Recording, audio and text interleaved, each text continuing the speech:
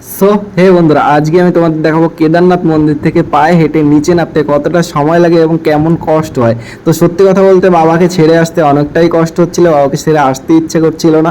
আর এইখানটায় তোমরা দেখতে পাচ্ছ ঘোড়া খরচের লাইন দিয়ে আছে, এখান দিয়ে চাইলে তোমরা ঘোড়া খরচা নিয়ে নিতে পারবে, যেগুলো 6,000 7,000 টাকা হলে পাওয়া যায়।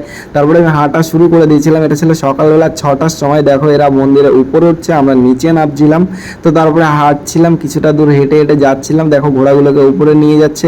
এইগুলোকে দিয়ে এখন সকালবেলা আবার লোক নিয়ে নিচে যাওয়া হবে। এগুলো সারা রাত রেস্টে ছিল, যার জন্য এদের এখন উপরে নিয়ে গিয়ে লাইনে দাঁড় করানো হচ্ছে, লোক নিয়ে যাবে। তারপরে এই যে একটা বরফ জমে আছে, দেখো এখানটা ঝর্ণা টাইপসের বরফ জমে আছে। তো আমি তার উপরে কিছুটা উঠে গেলাম, উঠে গিয়ে কিছু ফটো তুলে নিলাম। আমি 2-4টে ফটো তুলে আবার এই দেখো দুপুরবেলা, দুপুর হয়ে গেছে আমার হাঁটতে হাঁটতে। হেঁটে আমার টাইম লেগেছিল টোটালি 6 ঘন্টা।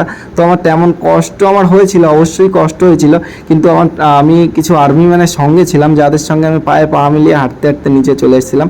দেখো দেবভূমি, এই যে দেবভূমির নাজারাটা দেখে রাখো একবার, কত সুন্দর লাগছে না। এইখানটা, এই নগরে, এই রাজ্যে বসত করে ভোলেনাথ। হর হর মহাদেব। বাবা এখান দিয়ে আমাদের সবাইকে রক্ষা করুক বাবা।